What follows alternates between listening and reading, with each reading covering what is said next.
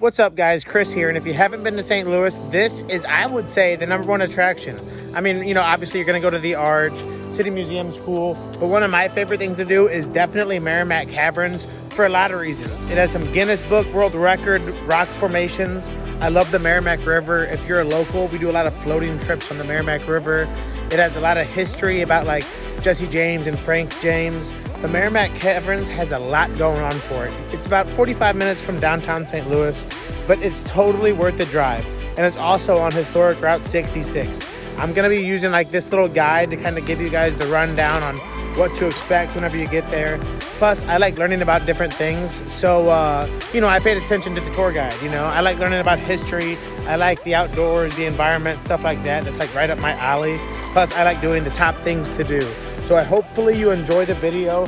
Let me know what you think. If you're in St. Louis, you have got to check out Meramec Caverns. It has sliced mining with a mid-1800s mining village background where children can pan for gold. It has like the caveman zip line where you can soar through treetops across the Meramec River. It's a fun adventure. They have 4 different rides and you go over like 50 miles per hour. They have riverboat rides where you could like learn some history. It's like a half-hour long tour on the Meramec River on a canopy top boat. They also have canoeing as well, where you can take a 6 or 11 mile float on the scenic Meramec River. Shuttle bus will pick you up and like drop you off, and then you'll just float back to your car. This spot has it all. A lot of history here too. It was actually used by the North during the Civil War to make gunpowder and different weapons. Then the South came and they blew it up, and it's got a lot of history with the Jesse James Museum. The Jesse James gang, which we'll get into. This place is awesome, and I just love caves. They have plenty of really cool gifts too, because a lot of these rock formations, they form in caves, and a lot of people don't know where they come from. They actually come from like the carbon monoxide, which goes through the ground, and then the rainwater kind of seeps through the rock, and then you get all these different metals where they just form into rock formations. I forget how to pronounce it. I believe it's a speletheum. That's a cave formation. And the main cave formations are stalagmites and stalactites.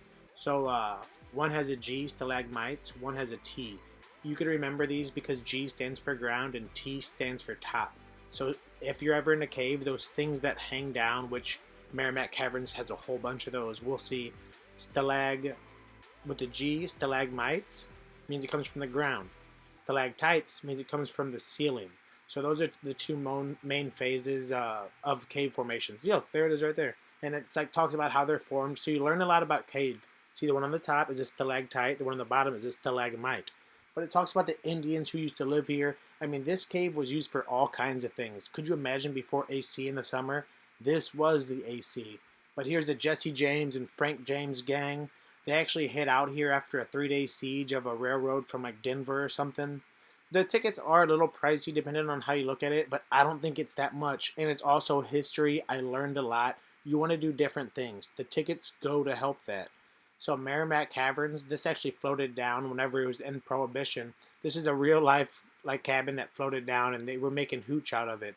So like I said, we're going to be following this guy. His name's Glenn, and he was amazing. I loved him as a tour guide.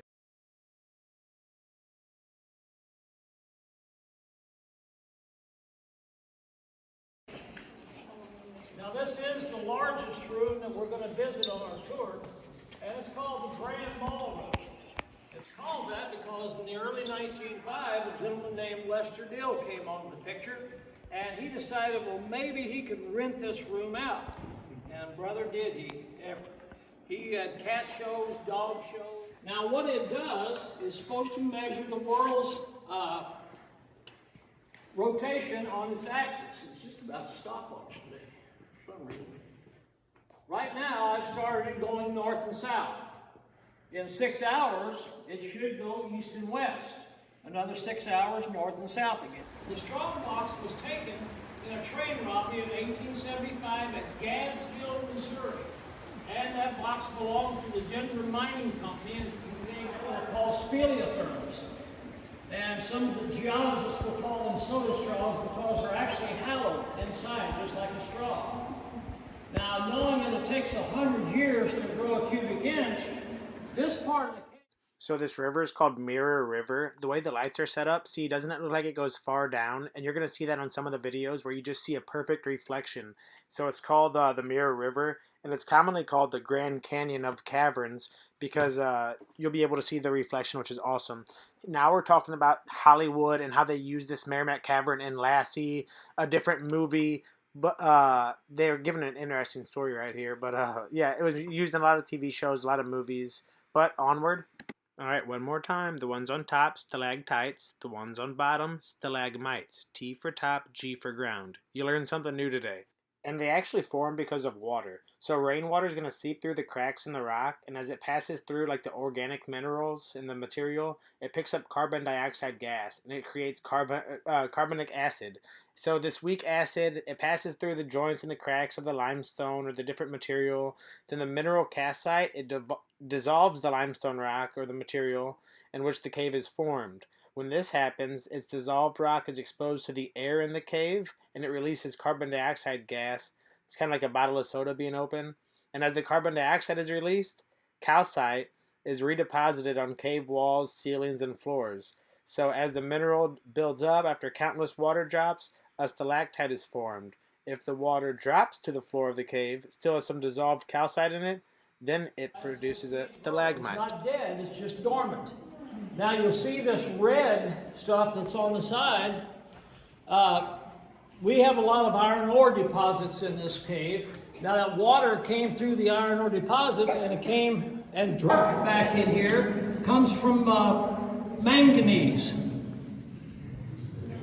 And you've already noticed what we call Crystal River, Crystal Lake.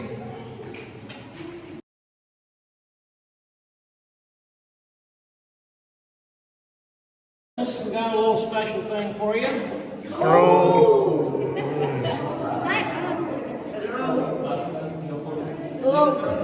all of our Irish friends. Go ahead. Everybody got your pictures?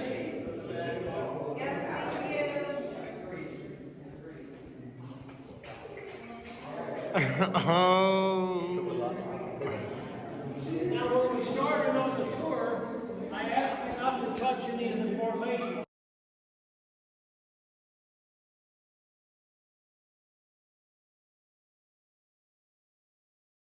South Sicily. And now, in order to be considered a ragonite, it has to have at least 2 legs and stand on its own.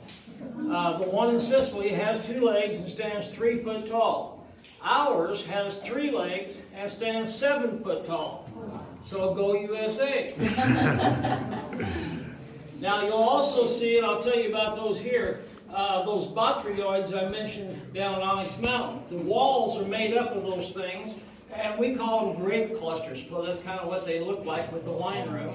But those are formed completely underwater, and you'll see some very large ones up there.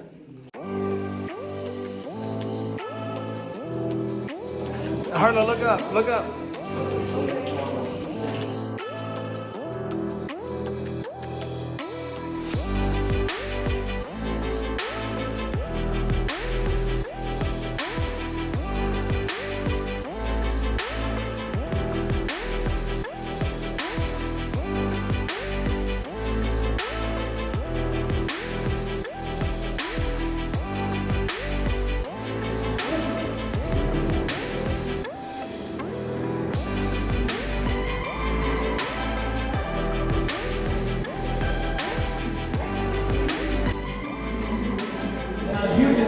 There's an upper water line in this room, but it's all around the top of the cave. And that top water line coincides with the top.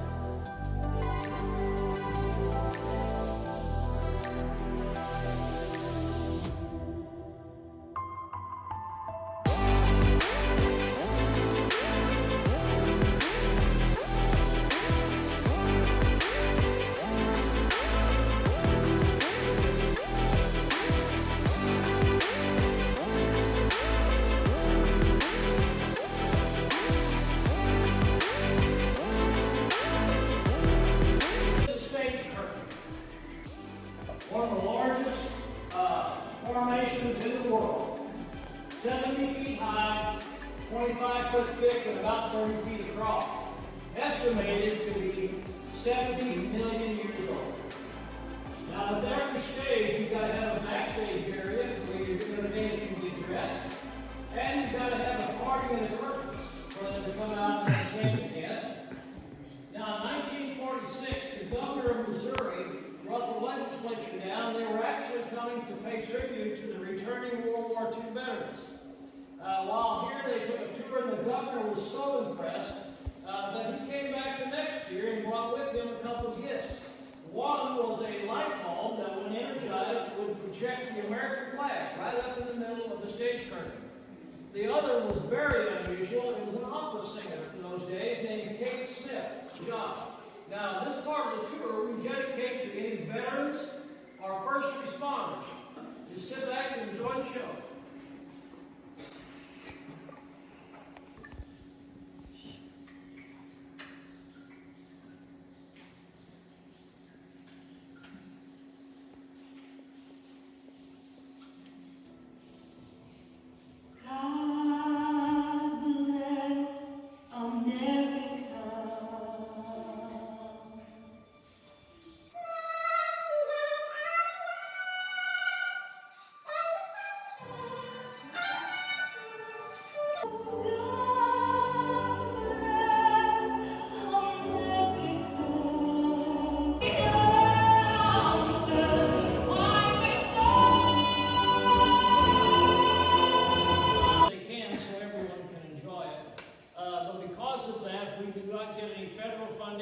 Or state funding, so gratuities are appreciated. But I want to show you one other stalactite before we leave here. It's 17 and a half feet long. When Mr. Dill saw that, he said, that's the most evil, vile-looking thing I've ever seen. And he named it after a member of his family. Mother-in-law's tongue.